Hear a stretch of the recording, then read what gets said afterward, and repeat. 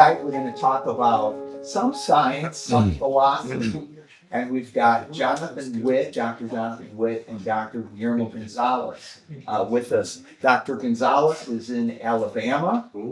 His family actually came over in 1967 from Cuba. So he's got some interesting stories about migrating to the U.S. or escaping Cuba, however you look at it, and I'm sure he's got an interesting story if any of you want to hear more about that. Let me give you intros on these two gentlemen, and then I'll turn it over to them. Jonathan Witt, to my right. Jonathan is a member of Singing Oaks Church, which owns the CCC that we're sitting in. So thank you, Jonathan, for helping us be here. Now, he is a PhD. He's executive editor of Discovery Institute Press and a senior fellow at the Center for Science and Culture. His latest book is a young adult novel co-authored with astronomer Guillermo Gonzalez. It's this book right here, The Farm at the Center of the Universe.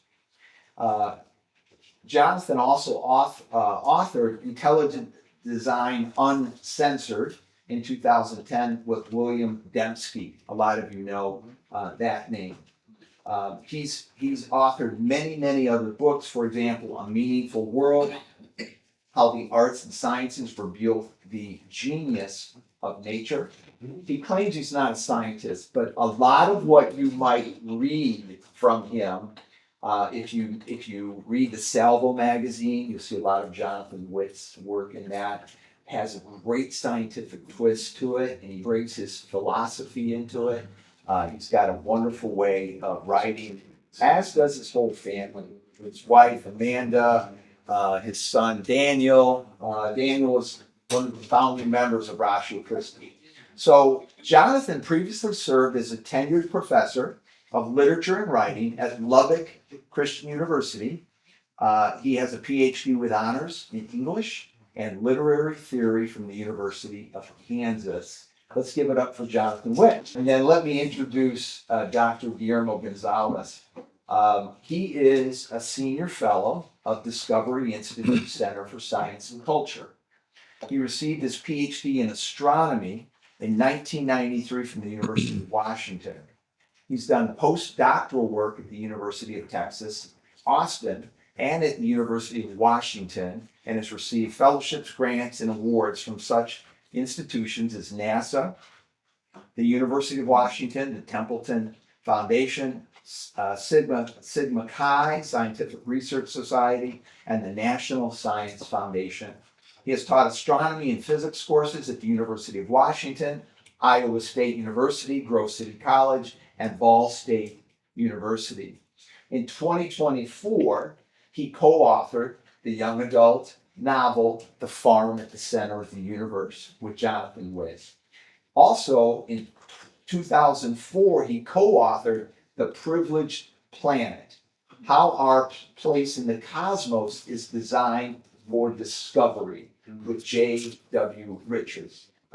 He's also an affiliate of Biologic Institute. So these guys have a lot of knowledge and experience. They're going to present and take all your questions, and we'll have a lot of time to learn a lot tonight. So give it up for Guillermo Gonzalez. We will manage this tonight.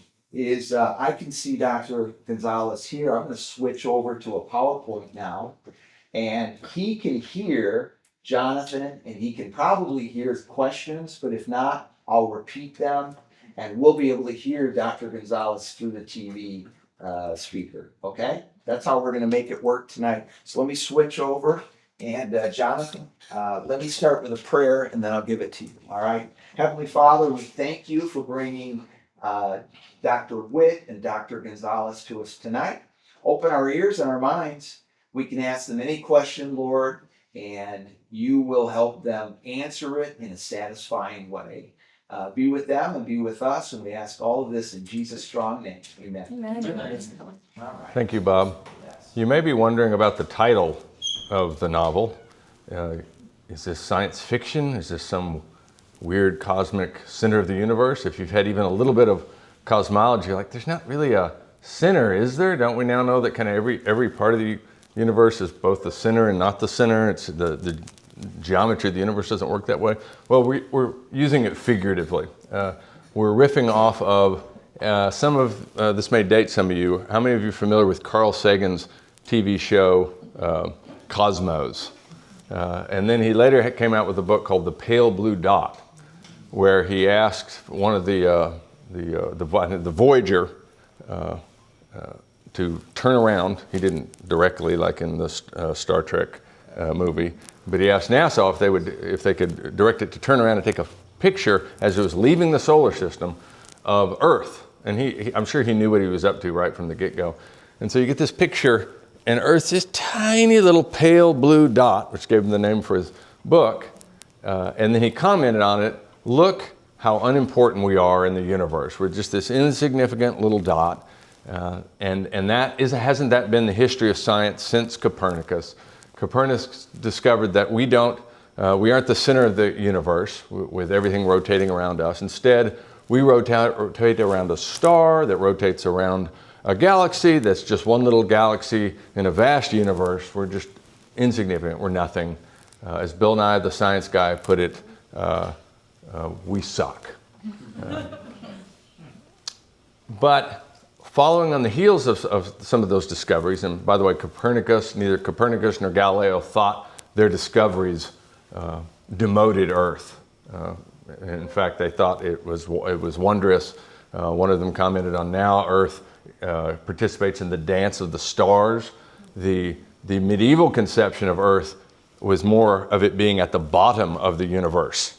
It was not viewed as this exalted place. Go read Dante's Divine Comedy, and it's very clear that this is not the happening place. We're at the bottom of the universe. The grand place is out there in the Imperium where God is and the angels are. But they flip that, and they have this revisionist history about how science somehow demoted us. Well, even taking all that aside, what happens beginning in the middle of the 20th century is they just start discovering all these different ways that Earth and the universe are fine-tuned for life, fine-tuned for advanced life, fine-tuned for creatures like us, advanced intelligent creatures like us. Now enter Guillermo Gonzalez, who starts putting together and seeing evidence that not only is Earth and the universe fine-tuned for life and advanced life, it's fine-tuned for scientific discovery. Okay? And there's even an additional fascinating wrinkle to his discovery that we'll get into as we go along.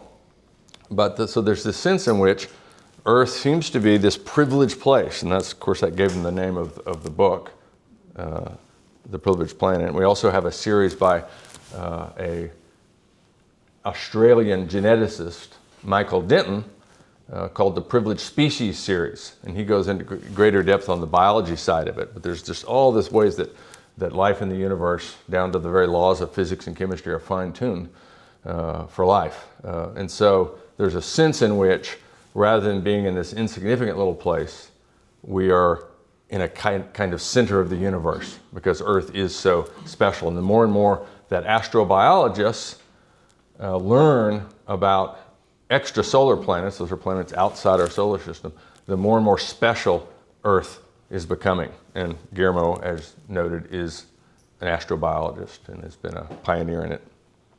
By the way, some of his work was a front page story in the, what was the big magazine, Guillermo? Scientific American. Scientific American, right. Big cover story about galactic habitable zones. That was Guillermo's work. So he's done some very cutting edge, important work. So why not just write more straight science books? We'll talk a little about that, but I want to pull up a quote from C.S. Lewis that kind of gets at it in more general terms. We'll get Guillermo's specific take. And by the way this started is Guillermo had this idea, hey, I want to do a kind of a novel version that's accessible to young people, but also good for adults, that captures some of the ideas in The Privileged Planet. Because a lot of people, I'm not going to read a 450-page book. It's not going to happen. And so he started it. He sent it to me, and I said, this is a good start. But why don't you let me help you with the storytelling aspect of it, since I have some background. So we formed a partnership, and this is the result, the farm at the center of the universe. But kind of one of the rationale or motivations for that, C.S. Lewis captures in a couple of quotes here. I believe that any Christian who is qualified to write a good popular book on any science may do much more by that than by any direct apologetic work. And C.S. Lewis often will speak epigrammatically, will say things in a very bold way. I don't think he has any problems with writing direct apologetics, because he did some of it himself and was great at it. But he's trying to make a point here about how we need more than just direct apologetics. The difficulty we are up against is this. We can make people often attend to the Christian point of view for half an hour or so, but the moment they have gone away from our lecture or laid down our article, they are plunged back into a world where the opposite position is taken for granted. What we want is not more little books about Christianity, but more little books by Christians on other subjects with their Christianity latent. And by the way, when you read The Farm at the Center of the Universe, the Christianity is pretty latent. It's clear that the grandparent characters, which I'll introduce the basic concept of the novel setting here in a moment, it's clear they're Christians, but it's not take you all the way to Jesus book. It's doing what you would call pre-evangelism. It's showing that nature points to a cosmic designer of great power who clearly cares about us. And he goes on and says, and it's the same page, a little bit further down, it is not that, and he puts the whole thing in the negative now, it is not the books written in a direct defense of materialism that make the modern man a materialist. It is the materialistic assumptions in all the other books. So it's in the air that they breathe. It's in the air that we breathe. And so one thing I want to come out of here is just a call to either, if you have a gift for it, try to produce works that embody the Christian worldview, or more broadly, embody theism. And he's also careful to say, C.S. Lewis, when I say do a general book on science as a Christian, don't go in there and twist it. Don't go, oh, we're going to fudge some of the facts and make, we're going to try to show that the Southern Cross in the southern half of the universe, that proves Jesus, or something weird like that. Okay, don't twist things around. Nature declares the glory of God, as Psalm 90 says. You don't have to twist things. And if you're doing other forms, whether it's fiction or film, or you're doing a general book on chemistry, there's amazing things about chemistry that point to fine-tuning, that point to a fine-tuner. You don't have to twist things, but what you do is you take off the materialist eyeglasses that makes you miss all the evidence. You put on glasses that let you clearly see that, and then you, without beating people over the head, you present that. So that's kind of the idea he's going for, and that was an inspiration for us as we went into this. So basic premise setup of the novel, we're going to read a couple of excerpts, but I think a little context will help, because otherwise you won't know who's speaking. The main character is a boy named Isaac. He's about 13 years old. His father has died of cancer, obviously very wrenching, and he is going to his grandparents' farm for the summer. And so he's looking forward to that because he loves his grandparents, but it's very wrenching that he's lost his father. And he's being ferried to the farm by his much older cousin, who's in mid-late 20s, who is a dyed-in-the-wool Darwinist atheist, who's constantly preaching the philosophy of survival of the fittest, get tough or get eliminated, life's cruel, and there's no God up there that cares about you, so just suck it up, soldier, that kind of attitude. And he's just, not exactly a ray of sunshine in Isaac's life, right? And he has some pretty good arguments. He's Isaac's science teacher in middle school and his coach, so and he's kind of a funny character. But we give him some pretty good arguments. We didn't want to make him just, we're going to give him really bad arguments so that, we can shoot him down. We tried not to give him what you call straw man arguments. So if you're ever doing fiction, by the way, and you're having it be kind of a pedagogical type of experience, you don't want to do that. You don't want to, I'm going to make the guy that I'm going to shoot down just have all stupid arguments. So we tried to avoid that. We did, of course, give the grandpa character, who is a theist, he's a chemistry professor, knows all about farming, but he was a chemistry professor before he retired. He is, I don't know if Guillermo would admit to this, he's one part Guillermo, frankly. And when we read a section here in a little bit, we're going to have Guillermo read the granddad's part. Grandpa's Cuban. Now, Guillermo might say, well, he's one part me, but maybe he's one part my dad too, and he's one part fiction. But he can speak to that if somebody has a question about that in Q&A. But you end up with these arguments between the granddad and the older cousin, who you know, the pro-ID guy and the pro-Darwinist guy, and Isaac's caught in the middle, trying to sort it out. Is the basic premise when they get to the farm. But also there's some fun stuff with the grandpa using things on the farm to point to the wonders of design in nature, whether it's animals, rainbows, you name it. Okay, so that's the quick context. Let me go ahead and read a section, and Guillermo, as I said, is going to read the grandpa's part. So we are not trained thespians, so bear with us. I'm going to start low on page 22, Guillermo, and then we'll move from there. So they've just finished, for the first time, Isaac's been taken to the barn to help milk the cows. So funny, eye-opening experience. And so they come back to the house. Back at the house, they found Charlie, that's the older atheist cousin, seated at the kitchen table sipping coffee while Grandma bustled about putting breakfast on the table. When they were all seated, they said grace, and then Grandpa signaled Isaac to serve himself and start the food around. The milk cows have it pretty easy, I guess, Isaac said to make conversation. That's the closest I've ever been to one. The life of a farm animal is simple. Eat, sleep, poop, make babies, repeat. The life in the animal is anything but simple. He plucked an egg out of the basket. Consider this simple egg. Hidden in its cells are instructions to grow into an adult chicken. If we could unwind the instructions, they'd fill enough books for an entire bookshelf. You've heard the riddle. Which came first, the chicken or the egg? Sure, so what's the answer? Well, a chicken grows from an egg, but an egg comes from a chicken. So how does evolution get something like that started? There's also this. A female chicken won't lay an egg that develops into a chick without a male chicken. So really, you need two chickens and an egg if the chicken species is going to make a go of it. This sort of problem crops up all over the place in biology. Enough that it has a name. Chicken and egg problem. In the end, you have to say that life comes from life. Charlie cut in. Well, nowadays, sure. Nowadays, life comes from life. But on the early Earth, life started from non-life chemicals. Then it was evolution by baby steps. Tiny mutation in one generation, then another tiny mutation 2 or 3 generations later, on and on for millions of years. Mutations and natural selection, survival of the fittest. That's evolution. Grandpa buttered a piece of toast as he answered. Presto changeo, just like that, only in slow motion. Color me skeptical. The small wry smile that Grandma gave Isaac from across the table told him this was not a new argument between the two. How do you explain sudden life where there was no life? And how do you explain all the specific little mutations? I just told you, said Charlie, reaching for the jam. Random mutations, natural selection.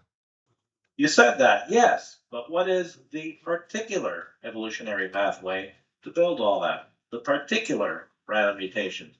Just start with the hen. Isaac blinked and Grandpa winked at him.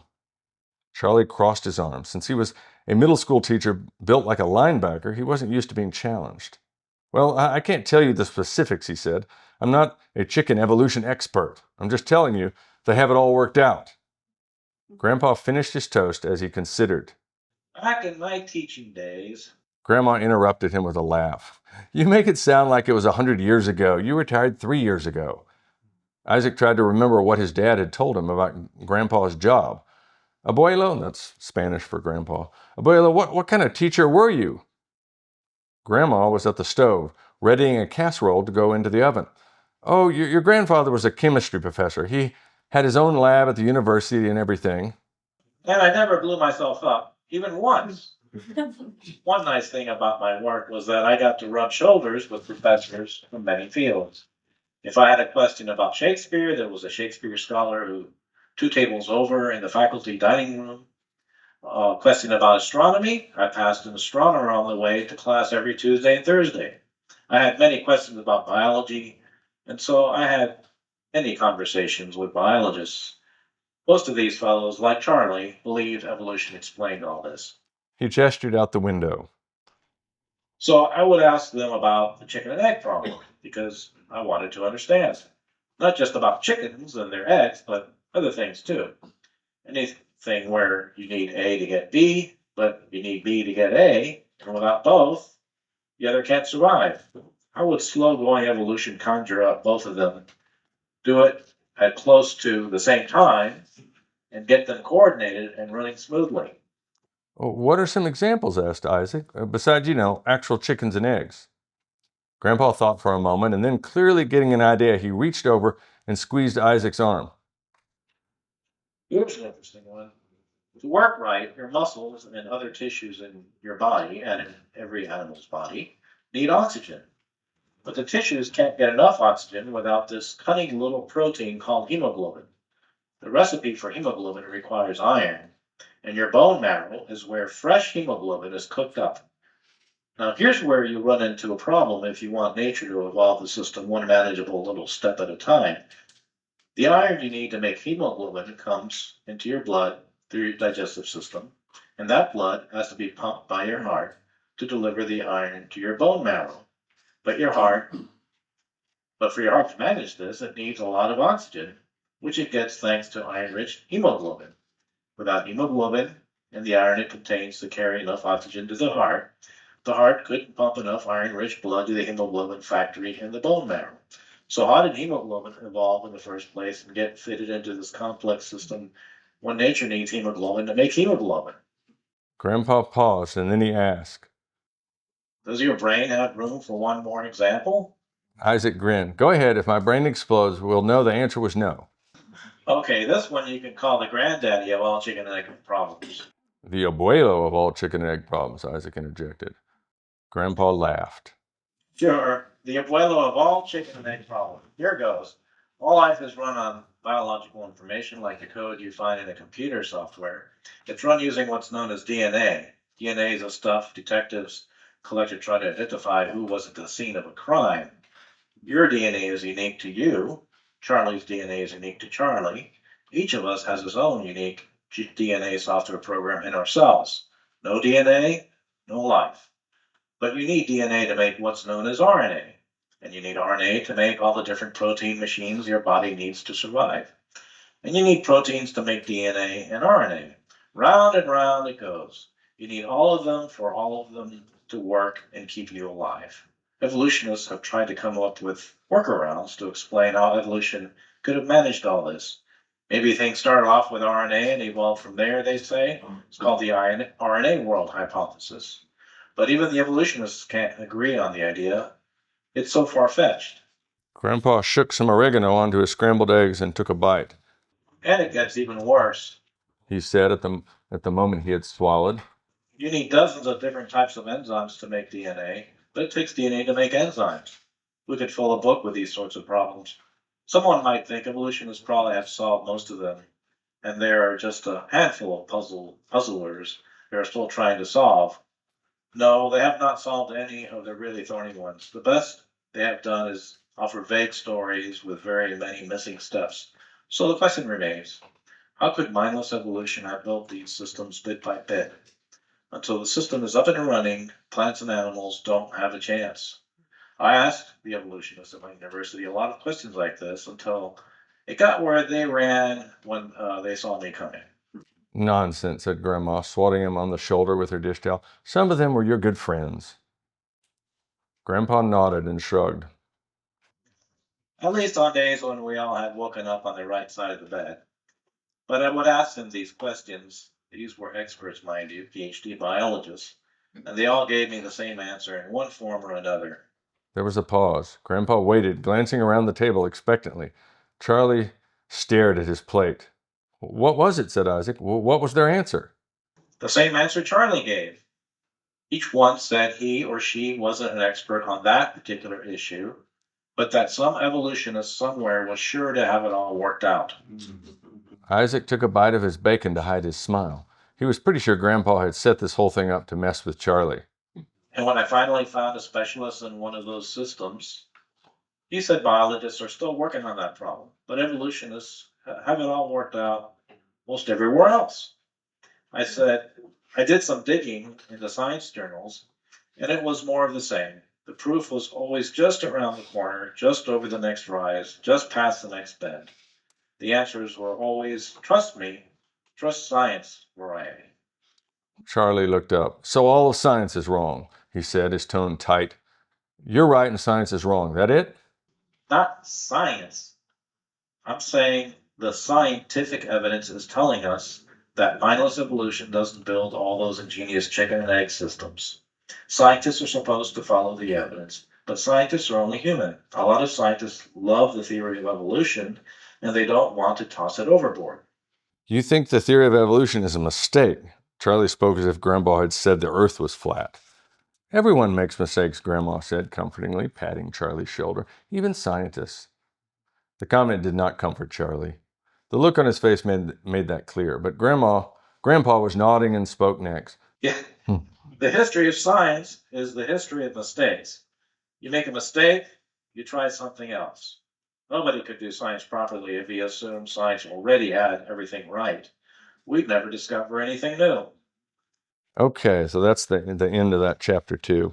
And that's one of the more argumentative, kind of discursive sections. There's scenes and humor and going out and doing science experiments. And there's Isaac kind of struggling with the problem of pain. That's one aspect of this book, by the way, that goes beyond just straight ID arguments.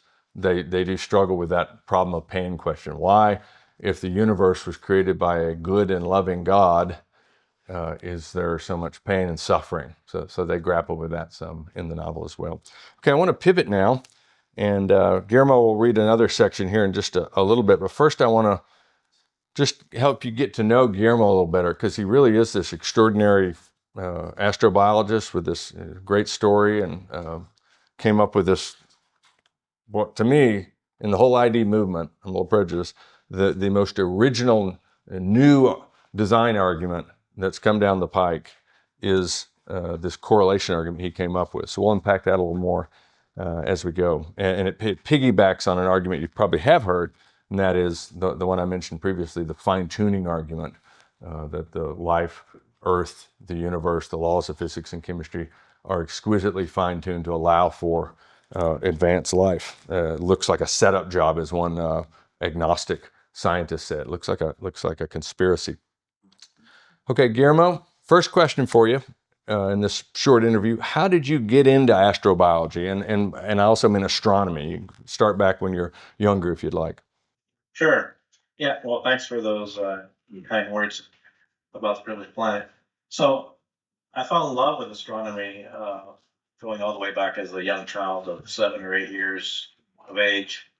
I got my first telescope, small Put one, him back in on my the screen. Can you get him back on the screen? looking at the night sky and planets and the moon and nebulae and the sun. And I gradually got bigger and bigger telescopes. In my teens, my dad helped me build an observatory in our backyard so that I didn't have to lug my heavy telescope outside every night. It's much more convenient. I got into astrophotography, even published a picture of a lunar eclipse in Astronomy magazine. So Wait, what? How old were you when you did that? that was in my teens. That's in your teens. Yeah. I learned to walk and chew gum at that age while you were publishing. That's impressive. So it was inevitable that I would want to be an astronomer, given my very early love for the subject. And so I pursued degrees in astronomy and physics as an undergrad at the University of Arizona in Tucson. And then I went on to study for my PhD at the University of Washington in Seattle, which I received in 1993. I specialized in what's called quantitative stellar spectroscopy. So it's mouthful just means that I take a telescope with an instrument that uses something called a prism or something like a prism that spreads the light out into its constituent colors. A very noticeable example of that I'm sure everybody's seen is a rainbow. A rainbow is a spectrum of the sun.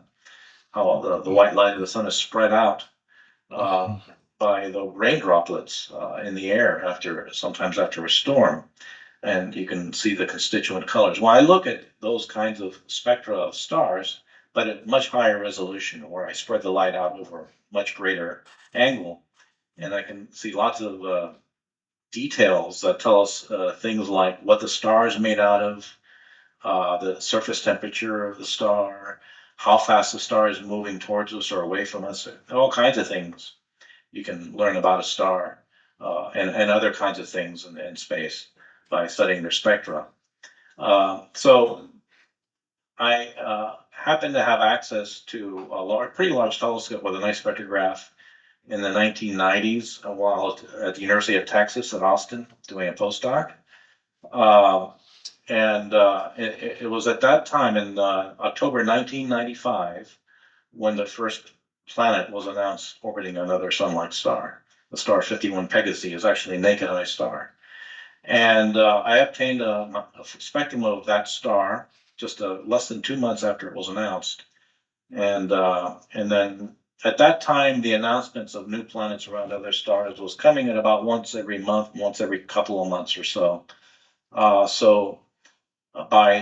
near the end of 1996, I had built up like 6 stars that I had, a spectra of 6 stars I had obtained and analyzed, and I published a paper in spring of 1997, where I described a discovery that I made that there's a relationship between the presence of giant planets, which is the kind of planets we could detect at the time, like Jupiter, presence of giant planets around a star, and the composition of the star. There was a correlation there, and that's turned out to be one of the most important discoveries in the field of exoplanets. That was confirmed by other astronomers a few years later, and it remains even today one of the most studied aspects of the properties of exoplanets. And so I continued studying exoplanets, continued analyzing spectra over the years, but I also got into other areas of astrobiology.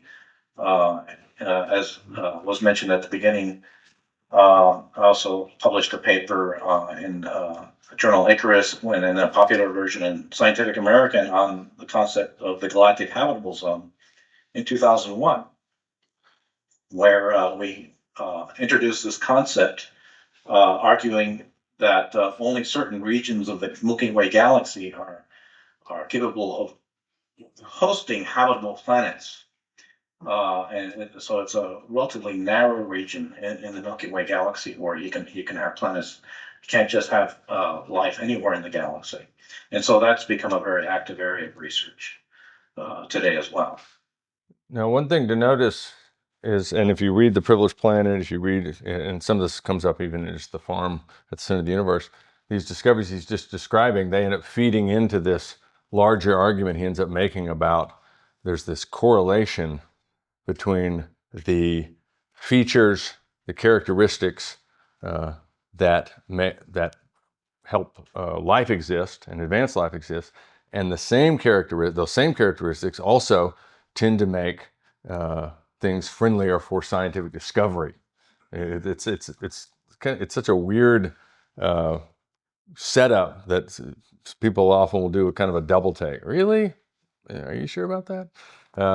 The most dramatic example, the most kind of easy and dramatic and simple example is the one they start the book with, which is what, Guillermo?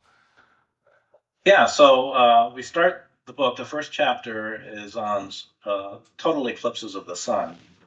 And the reason it's the first chapter is because that's the first example of this correlation that Jonathan mentioned that I discovered. So that is a result of me being inspired by going to observe a total eclipse of the sun in 1995 in India. In fact, it was while I was in India that I heard about this first exoplanet being discovered, and I was in India to observe this eclipse, by the way. Um, so I published. I did a study on solar eclipses in the solar system, and in particular, Earth's solar eclipses and how they compare to other eclipses. And I published an article on it in a journal called Astronomy and Geophysics in 1999. The title of the article was "Wonderful Eclipses," and you know, And that and that Jay Richards. and that got you fired from Iowa State University. Yeah, Indirectly, it was a slow fuse bomb. We'll talk about that here in a little bit. But yeah, go ahead. This is a fateful article as far as his career and involvement with Discovery Institute and Intelligence Zone. So Jay, you said. yeah, that's right. And little did I know the repercussions this would have later in my career. But yeah, I published that article in this journal and explained how Earth's eclipses are actually exceptional. We have by far the best solar eclipses in the solar system in for a number of reasons. One of which is that the sun and the moon have almost a perfect match on the sky, almost exactly the same size. Wonder how many people in the audience have noticed that. That the full moon appears to be about the same size on the sky as the sun. Now, the sun you normally can't really look at very safely, but if you look at the sun when it's setting right on the horizon from a second or a couple of seconds, and if you look at the full moon, you notice they're very close. And indeed, they're almost exactly the same angular size. And because of this coincidence, is the reason we can enjoy such what I call perfect solar eclipses, almost a perfect match in their angular sizes, so that the moon covers up just the bright part of the sun and nothing else. And we can see the faint outer atmosphere of the sun. In fact, that's the best way to observe what's called the corona around the sun is during total eclipses of the sun.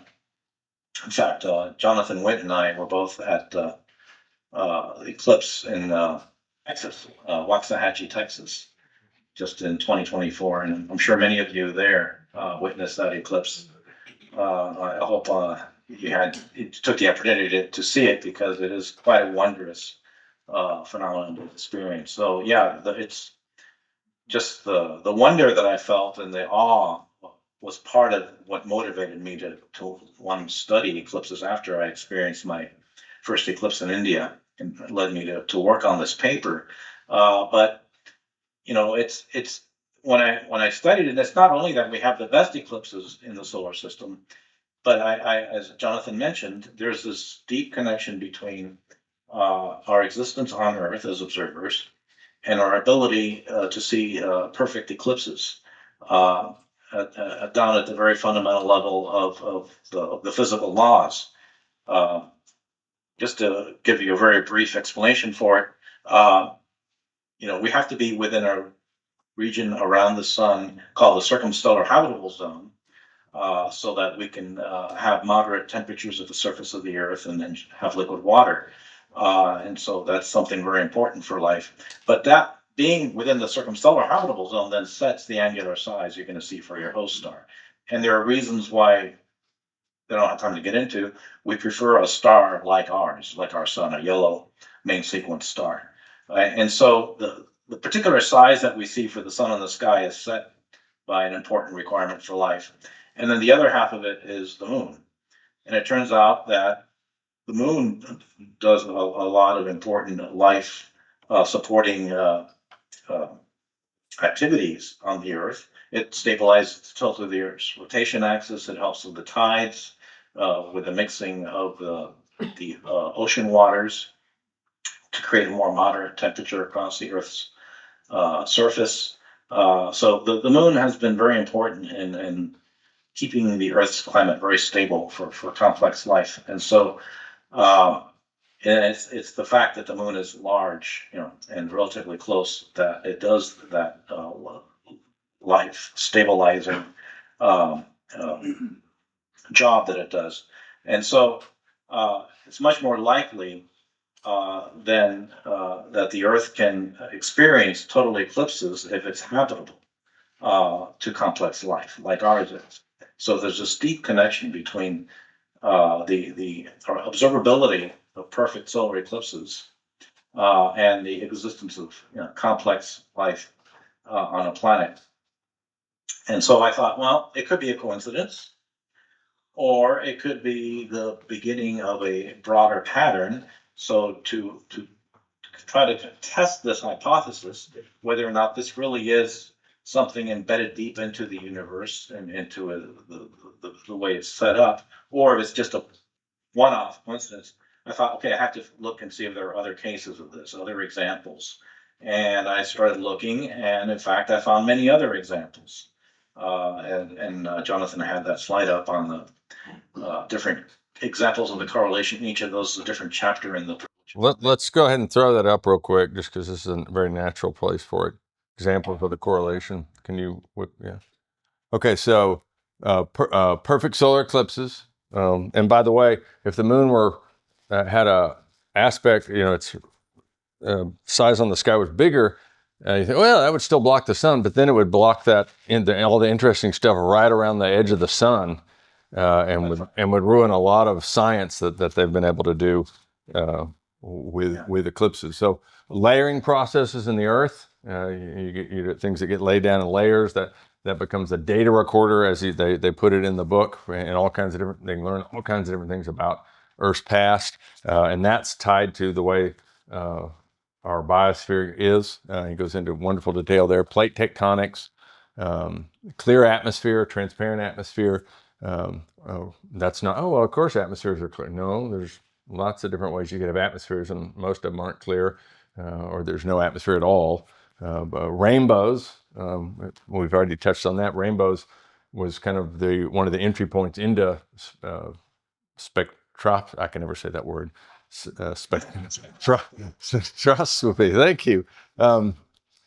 I can't say it. He can do it. So there you go. But rainbows, planetary neighbors that help us learn a lot of things about the structure of the solar system, the universe, stars, the fact that we can see stars, galactic location.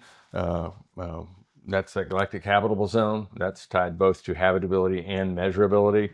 He goes into that. Cosmic time, where we are in the history of the universe, is both good for habitability and measurability, and the fine-tuned laws of physics and chemistry. So there's a reason the book is 400 pages, because he came up with so many great examples. But then Jay, let's keep moving forward here. Then Jay reads that article, and y'all form a partnership, right? That's right. So Jay Richards saw that article. He was in Seattle at the time at the Discovery Institute office, and I was in Seattle also at the University of Washington doing a postdoc. And he contacted me, and he asked me what my views are about this. And I said, I think it implies design. And so we decided to submit a proposal to the Templeton Foundation. They had a competition at the time, and in fact, I was one of the awardees. They gave me a grant to help pay for my salary while I wrote The Privileged Planet with Jay Richards. It took us 3 years, and so we wrote it and published it. And then I started writing at the University of Washington. I finished it at Iowa State University, where I was after the University of Washington. And so both of those universities administered those funds from the Templeton Foundation. So they both officially, two major research universities officially supported my work on intelligent design, my scientific work on this thesis via the handling of the Templeton funds. And then we published it in 2004. Yeah, and this is, by the way, is the 20th anniversary edition. So he's at Iowa State. He's launched his career. It's a tenure track position, and then he gets attacked for his views, his position, something, and he's eventually run out of Iowa State because and so I'm going to ask him some questions. So this, and I'm going to kind of play the devil's advocate here. So I guess you were introducing religious arguments into the classroom. That's why into the science astronomy classroom. That's why they ran you out? Well, no, it was a purely empirical argument. This eerie correlation between the conditions optimal for life and the conditions optimal for making a range of scientific discoveries. Yeah. So yeah, his book isn't religious. And what I later learned is he didn't even bring his privileged planet argument into the classroom. He just did the standard astronomy, introductory astronomy type stuff. And if some student wanted to, let me learn more about my professor, and he could look up and find out about the book, but he didn't bring that in there. And so then you might think, okay, well, then I guess a heavy-hitting senior scientist at the university came after you. Is that what happened? Well, no. Professor of Religious Studies, Hector Avalos was his name. Yeah. But yeah, he was the person who led the charge against me. And what religion was he? The religion professor? Yeah, I don't know what. I think he was an atheist, or at least a very dogmatic agnostic. So it's you can't make this stuff up, kind of thing. So he led the charge, got everybody whipped up, and got everybody concerned. Oh, he's intelligent design, the privileged planet, and that's a Trojan horse for creationism and religion, and we got to get rid of him. So this atheist religion professor runs out this young scientist who's got a great, at that point, these research universities, they really put a lot of stock in how much research and publication you've done. Well, Guillermo had a great publication record at that point. It was one of the top publishers for professors his age at Iowa State. Well, at the end of the day, they were able to whip up enough fear and terror about this supposed closet creationist for something he didn't even bring the book into the classroom. And if he had, it should have been fine. But he didn't even do that. But anyway, that just shows you how crazy things got there at Iowa State. By the way, that Yeah. was featured in the film Expelled. Oh, right. Yeah. Excellent film. Yeah. Expelled. If you ever lose your speaker and want a good film, Expelled. Also, we turned The Privileged Planet into a documentary called, we weren't very creative at this point, The Privileged Planet. So you can you can rent it for $1.99 at Amazon. You can get a lower res version on YouTube, but I'd pay the $1.99 to get the high def. Rent it there. Great documentary. Had some NASA scientists in the documentary, and there's another story there about somebody getting attacked for doing very sensible, reasonable stuff, but we won't go into that right now. So let's keep going here. What inspired you? I gave kind of a general argument for it, quoting C.S. Lewis, but what inspired you to pursue a novel that distilled some of your design arguments? Well, I've been hearing from people who were, as you mentioned earlier, having a hard time getting through this 400 plus page book with something like 100 pages of footnotes. And you can skip the footnotes, by the way. Yeah. So I thought, well, it'd be nice to have this in a kind of a conversational presentation where people are just discussing things like you would over coffee or something. And I thought, oh, what better way to present this than in the form of a novel? And in particular, somebody who's young, pre-teenage to teenage years, to college, lots of questions, very curious about the world. I thought it would be the perfect vehicle to carry the message. And so I wanted to bring it to a wider range of age, especially younger people. Yeah, and we've gotten good feedback and some of those young people are young at heart people. We've had adults also enthused about it. So Guillermo, he did land on his feet. He taught at a couple other good colleges. He also now he works for. He doesn't work directly for NASA. He does things that NASA can't figure out how to do, and so they hire it out. And one of the companies they hire out is TELUS One, and That company is working on parts of a couple of Jet Propulsion Laboratory. That's a wing of NASA. A couple of telescopes, the Roman Space Telescope and the Giant Magellan Telescope in Chile. And if we have time in the Q&A, if somebody's curious, you can ask him, what are those going to do that other telescopes don't already do? I want Guillermo now to read, and then we'll head into Q&A. Do you have that passage there, Guillermo? It's on page, I may have lost it. Oh yeah, page 34, 35. Yeah. Okay. Isaac looked up at his grandfather, shielding his eyes from the sun. I don't know, he said. I can't figure it out. Charlie's smart, like you. He's a science teacher, and so were you. And both of you have read a lot of books. I haven't. Well, how about this? Let's keep reading one of the most important books, a book you've already started reading, and see if we can spot any clues that can help you decide. Which book is that? All of this, Grandpa said, just gesturing grandly about them. Isaac looked around, puzzled. That's not a book, Abuelo, that's a farm. His grandpa chuckled. The book of nature. The natural world all around us. The men who launched the scientific revolution, Copernicus and Galileo, Kepler, Boyle, Newton, and a lot of others, they talked about nature as a kind of a book full of clues, and we just need to learn how to spot the clues and interpret their meaning. All right. I want to give him one. It's dangerous because Guillermo can go deep, but I want to give him one opportunity to unpack one other of his correlations. And Guillermo, I think it was either rainbows or seeing the stars, or maybe both. I don't know. But tell us briefly. We got about 5 minutes before we go into Q&A. Let's try rainbows.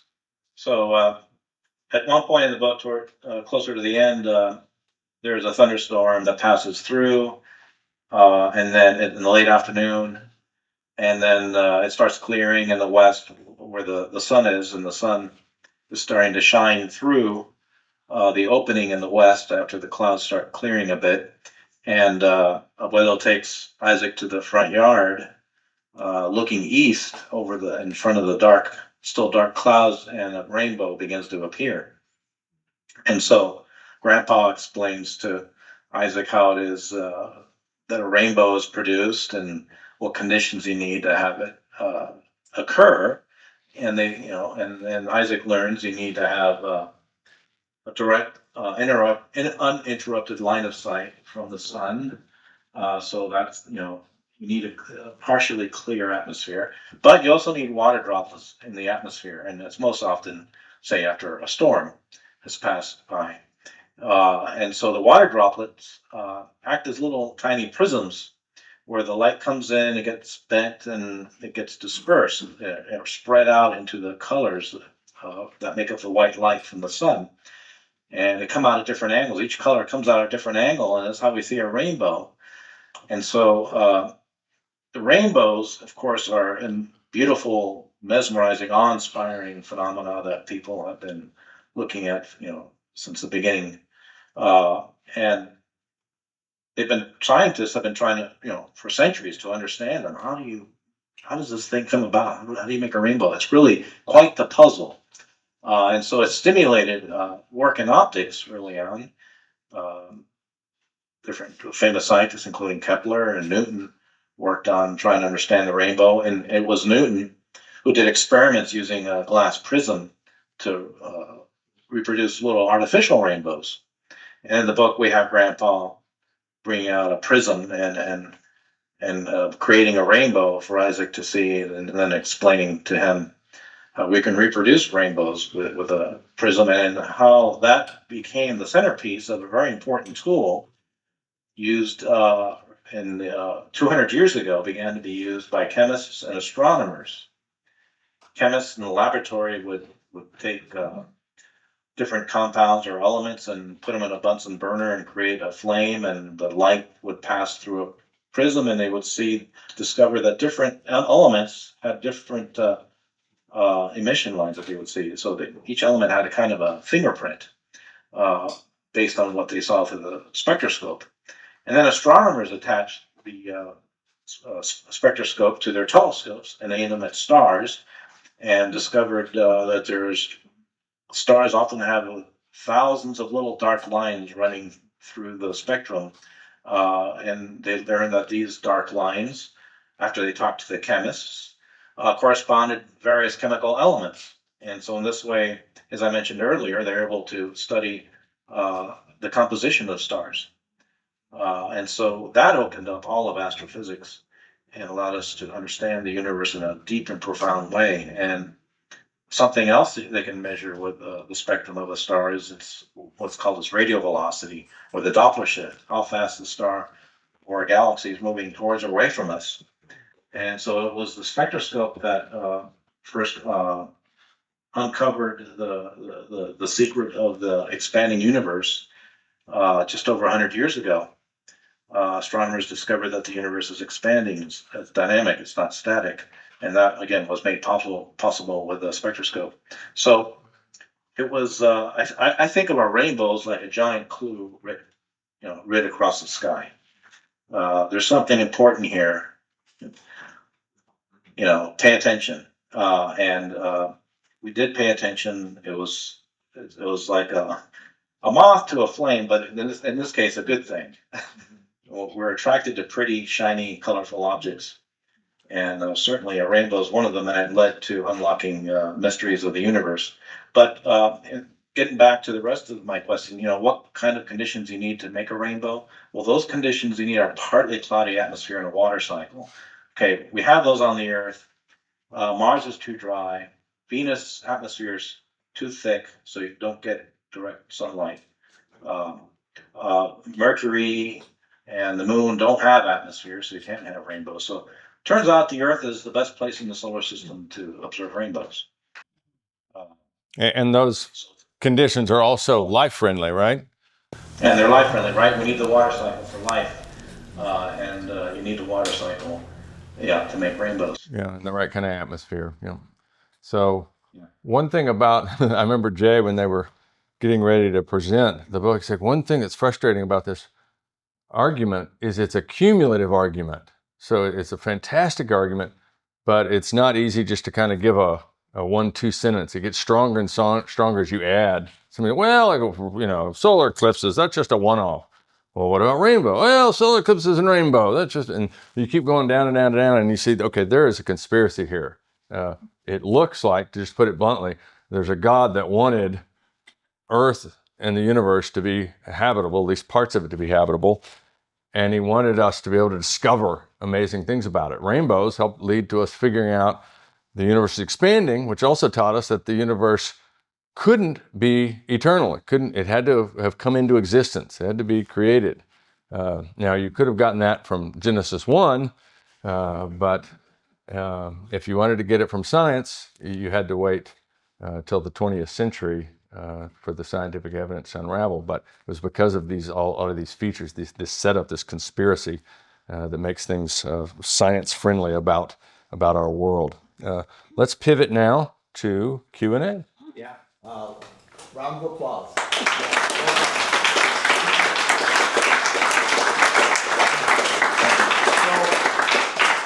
It's not often we have an expert in communication and writing and literature and astrology, astronomy, not astrology, but astronomy.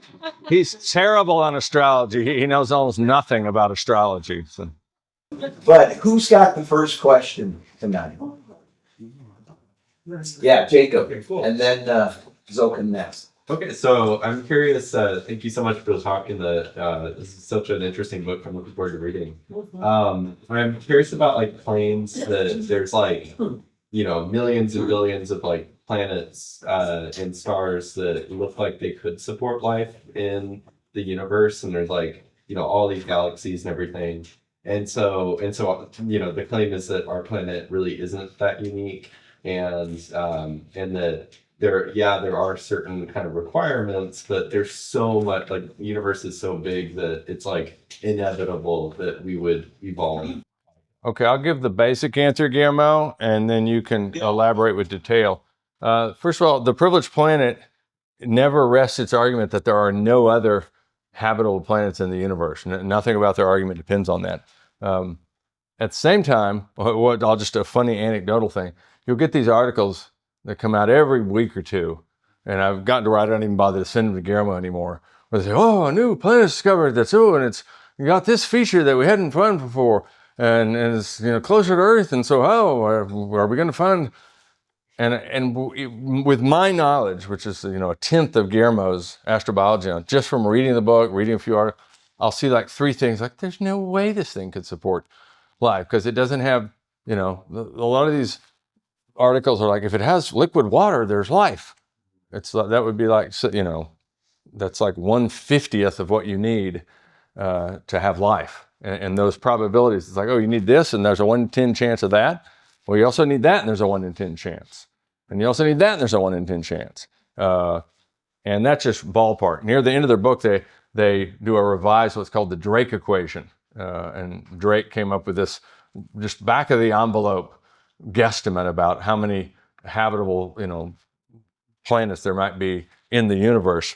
But then if you keep plugging it in, it's like, even if we're super optimistic, there's probably not more than one habitable planet in the galaxy. Now, we got lots of galaxies, so does everyone have a habitable planet? Of course, the other problem with that is it assumes that getting the origin of life is simple, that it's always going to happen. And all the evidence is going the other direction, that it's probably impossible. And if it's not impossible, it's certainly unbelievably unlikely. Of course, ID people tend to think it was designed by God. There's also theologically nothing to say that God hasn't created other habitable planets. Now, it does create some strange, like, well, does that mean if there's advanced life with a moral capacity and then if they sin, Christ also died for them? C.S. Lewis was actually open to that possibility, and he's a pretty Orthodox Christian. But you could also have planets that that are habitable, that don't have advanced life, or they have life that didn't fall. There's all kinds of possibilities. Shakespeare said there's more things in heaven and earth than are dreamt of in your philosophy. Maybe the rest of the universe is going to be inhabited down the road. Maybe we're going to go out and terraform stuff in the new heaven and new earth. Who knows? God's bigger than us. His purposes are bigger than us. But nothing about their argument suggests that we must be the only planet for Christianity or theism to survive. What it says is we're very special. We're clearly a lot of work went into making Earth and the universe habitable. Guillermo, do you want to speak to any specifics, maybe some funny examples where they're trying to pass a planet off as habitable and you're like, not so fast? Yeah. No, you answered it very well. And but I'll make one more point in that I agree that the chances are slim for other habitable planets in the galaxy, and we just don't know the probabilities well enough to say about the whole universe. Right. If there are other habitable planets, but I will say, yeah. So SETI, the Search for Extraterrestrial Intelligence, which conducts searches for communications from extraterrestrials and from other planets. I think they don't have very good reason to be optimistic, given these numbers, at least locally in the Milky Way galaxy, where you're most likely to detect such signals if they exist. But if they would only adopt our argument, then I think they would improve their chances, because, as you mentioned, the designer may have intended for there to be other worlds like ours where there's complex life that can do science. And if they do exist elsewhere, then they would have been put there by the same designer who made the Earth. Yeah. So if you see all these equations about how likely it is, it's assuming chance. But if God, I want to put a habitable planet around a habitable star 20 light years from Earth, he can do it. He's not constrained by kind of random probabilities. So that's kind of a funny point they make toward the end of the privileged planet. If you really want to get optimistic about the possibility of habitable worlds, you might want to reconsider, shelving God as a hypothesis. But the other point, I can't believe we almost missed this, is their argument, the correlation argument isn't touched by there being other planets. What they're saying is if you find another habitable planet, it's going to have the same correlation between life and discovery. And that's an eerie pattern that exists whether there's 2 Earth-like planets in the universe, 1 million Earth-like planets in the universe, 3 in the galaxy. There's still this eerie correlation between life and discovery that seems to point to a divine being that was interested in us, interested in us discovering evidence of him, of his handiwork in nature. Well, I do have a story. Okay. I was interviewed by the BBC radio in 1999, just before the last eclipse of the century passed through Europe, and that year I don't remember the date now, but I was talking about how special our eclipses are, and I was asked about, what about aliens? I said, well, if there are aliens out there, I think one of the first things I would do with another civilization is would exchange pictures of our solar eclipses. I would send them pictures of our solar eclipses and ask them to send us pictures of their solar eclipses. So, Kip, I know you had a question, and then we'll pick the one in the back. Go ahead.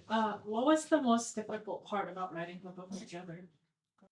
Well, what was the most difficult? We might have different answers. What was the most difficult part of writing the book together? Oh, yeah. I mean, Jane. No, are you talking about Privileged Planet or Farm at the Center of the Universe? The farm novel, yeah. Yeah. The most difficult part, I had never done anything like this before in my life. I've never written fiction. I published over 90 papers in peer-reviewed science journals. And most sentences are, we have shown that the following, the equation demonstrates blah, blah, blah. So I wasn't used to writing fiction, especially young adult fiction. And so I had a first draft, very rough first draft outline, and some of the chapters partially written, and Jonathan took it and he really improved it dramatically. The dialogue was, especially with Charlie asking his tough questions. I thought the back and forth exchange between Charlie and Grandpa is especially effective and very, very realistic sounding. So yeah, the hardest part for me was just writing fiction. A totally new genre for me. Jonathan, how about you? Yeah, it was a delightful experience. Guillermo was great to work with. Since he didn't have a ego as a fiction writer, he allowed me to come in and work with him. And so it was just a hoot. It wasn't tough at all for me. I mean, we had the natural process of going back and forth and refining it, sending it to other people, and deciding what to leave in and what not. But it was fun. I loved it. Yeah, we had experts, people like Michael Behe and Jonathan McFlatchy, a biologist at Discovery, and a couple of others, to read through the biology part, make sure we're accurate. Yeah, it's very rigorous. It's not, it's kids, so we'll be loosey-goosey. No, we were very rigorous about all the arguments. We just, boiled it down, made it more accessible. Yeah, great. Question back. Yeah. So some of the earlier answer that you have given, it's a follow-up question. So rather than finding a planet or any other having some sort of in other universe like Milky Way, what about the planet like, let's say, suppose SpaceX has with Starship, trying to find a habitation surroundings. They're trying to build plans in Mars, and they're shifting from Mars to Moon as of February 2026, trying to have bunkers or underground habitation plans, so that creating an environment similar to Earth and which is outer space, and having in the other than earthly atmosphere. So that is the first one, and the second one is if there is actual plan of succeeding, because Starship has already sent 11 ships as of now, and it has going for 12th one as of April is the next landing point. So it has already created an orbit or for a landing space for creating habitation. It's only a matter of creating these bunkers or environments for humans to rather than finding planets which are similar to Earth, creating our own habituation, finding a balance in their atmosphere and underground or complex somewhere. So, Guillermo, he's asking about, I'll boil it down. Sorry, I had to, because I don't know if you could hear that, about the possibilities of terraforming, starting, like SpaceX, and there's plans to have a moon base, and then on Mars, and of course, then there's dreams of other planets. That if we don't find habitable planets, then terraforming. I know you're in some ways a little bit optimistic. In other ways, you're very much a realist about the capacities there. Yeah, so in terms of building habitats artificially, so we can go into space and explore, we've done that with very limited volumes, right? The size of a spacecraft, basically. So we can make artificial habitable environments that are extremely small because it takes so much effort. It just shows how much design needs to go into something like the Apollo capsule that went to the moon and landed there. And astronauts were able to survive there for a few days. And even then, it was extraordinarily difficult. But yeah, I'm optimistic that we will be able to make, say, a colony on the moon with, limited structures for a very, very limited region, and so we won't really terraform the moon in that sense, but we'll have very limited structures there that we'll be able to have humans working in, and also Mars. And in terms of terraforming an entire planet, making a planet like the Earth, like Terra, that's extraordinarily difficult. And calculations show it would take thousands of years, even with very clever methods, to transform the atmosphere. He hasn't seen Star Trek. He hasn't seen Star Trek 3, so you'll have to bear with him. But I think the year is 2050, according to SpaceX. So they're Oh, what year is the projection? 2050. So 50, yeah, 2050. They're hoping to get to Mars. Yeah. Yeah, and build a very limited, colony with a few modules. Yeah, I think that will be possible. But yeah, like I said, it's going to be a very limited thing with only a few people will be able to live there for a few. Guillermo's actually thought a lot about that. So if you ever get in a conversation with him, he's got a lot more about what it would take to get to other stars and et cetera. So a lot there, but let's keep going. 8 o'clock. We got time for a couple more questions, Preston. So yeah, I'm an opinionated person, so bear with me. I'm offended that intelligent design is scientifically termed as a pseudoscience, as if unintelligent design observers / believers provide any more of a solution to their understanding of the universe and life than an unprovable thesis, which I would personally say is closer to a pseudoscience than our resolved agreement of life from an intelligent designer.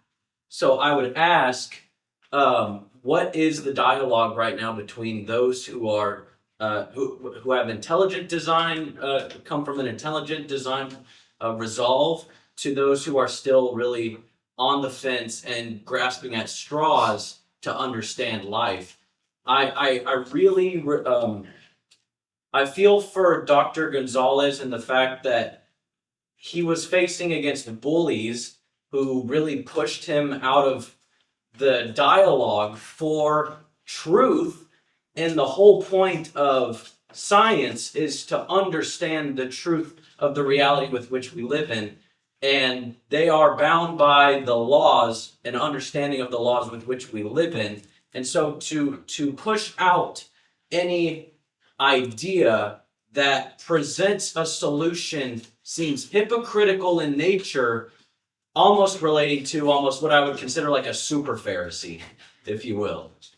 Yeah, there is a lot of hypocrisy where there are these scientists who went after and attacked people like Guillermo, another Eric Cadine, solid astronomer at Ball State University, some Jerry Coyne, an atheist biologist at another university, drummed things up. He didn't get fired, but there was so much pressure, he eventually decided to go to a different university. And then Jerry Coyne when I think it was Jerry Coyne, there's 3 or 4 of these evolutionary biologists, and we have we actually have some cordial conversations, debate with some evolutionists. That they're not all these fire breathers, but this guy, he put all this pressure, to get Eric Keane run out. Well, then, and so basically cancel culture. They were doing cancel culture on ID before it became this popular known thing. Well, then some of these evolutionary biologists, when they said, wait a minute, there are 2 biological sexes, this whole gradation thing that's become woke, and that's crazy. Then they got attacked and they tried to cancel them, and then they started shouting, we need academic freedom, and we need to be able to stand up for reason. And so we pointed out, where were you with that attitude when you were coming after us? Yeah, but we've had some high-level defections to ID from prominent scientists. A world-class paleoentomologist. He came over. Unfortunately, sadly, he was killed in an auto accident a year or 2 ago. But he's got not just species named after him, but genuses named after him. He was such a superstar in that. And he came over from Darwinism. We've had other big name guy at Yale has come over. And then we've got lots of young people that we know about because we have all these ID 3.0, our summer seminar, which the deadline for that's March 31st. Maybe we can plug that soon. And so a lot of those people graduate, and we know they're out there kind of keeping their heads down right now until they get tenure. So there's I think there's an upswing in pro-ID people placed in academia, but it's just a slow process. Why is there so much pressure against intelligent design? Guillermo, do you want to take a guess at why you think there's so much pressure against intelligent design? I mean, we don't. I think we must be over the target. I think they must be afraid of us. Otherwise, why would they be fighting so hard to try to censor ID scientists in academia if we weren't making good points? Yeah, I think they're afraid. People Let me like pull up James that would debate last quote. on the origin of life, for example. Yeah, there's a quote that I think goes a little bit to this by J. Gresham Machen. False ideas are the greatest obstacle to the reception of the gospel. And by the way, intelligent design, we've got intelligent design proponents that are Jewish, Buddhist, deists. I think the scientific evidence we're finding in the 21st century fits probably most neatly with the Judeo-Christian teaching about the universe. But ID is not a religious program. It's a scientific program that is very friendly to theism in particular, but to basically it's very unfriendly to atheism. But he said, J. Gresham Machen, this is more than a century ago, said, false ideas are the greatest obstacle to the reception of the gospel. We may preach with all the fervor of a reformer and yet succeed only in winning a straggler here and there if we permit the whole collective thought of the nation or of the world to be controlled by ideas which, by the resistless force of logic, prevent Christianity from being regarded as anything more than a harmless delusion. Under such circumstances, what God desires us to do is to destroy the obstacles at its root. And so, one of those obstacles is this false idea called scientific materialism. It uses Darwinian materialism. It uses what's called methodological materialism that says, you can think whatever you want, you're personalized, but when you're doing science, only entertain hypotheses consistent with atheism. Because if you don't do that, then you're going to start invoking God for everything and science will stop, which ignores the fact that science was birthed by a Judeo-Christian culture that believes that we were made in his image. The universe is rational because there's a rational creator, and we could go looking for that underlying rational order.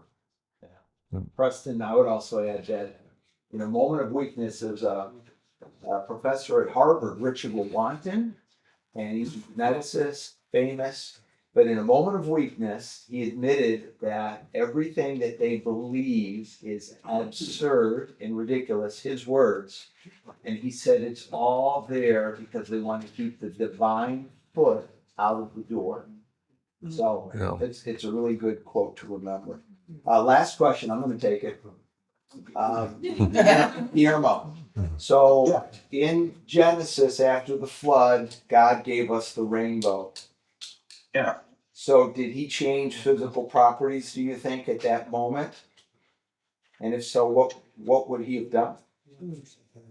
I don't think he did. I mean, to change the physical properties to allow us to see rainbows would affect a lot more things than just rainbows, including the light from the sun, the moon, the stars, and the way light interacts with everything all around us.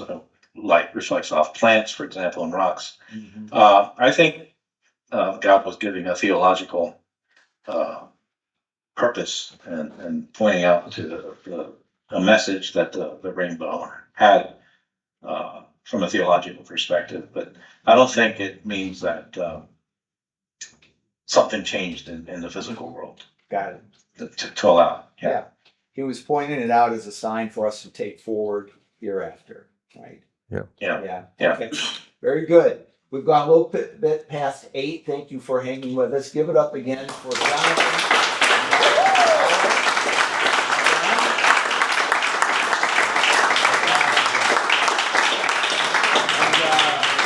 Guillermo's an hour ahead of us, so we're going to let him go. But we really appreciate you being here with us. And by the farm at the center of the universe. And I'll hang around to answer some more questions. Yeah. But I wanted to say bye to Guillermo here. Here, let Okay. me put the camera on. All right. Hey, Guillermo. Thanks so much. All right. Yeah, you did. You were great. Yeah, you did too. Great.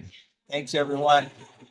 All right, we're going to close up with prayer. Miss Soma's going to close us up, and then we've got more food and snacks and good conversation. So hang around.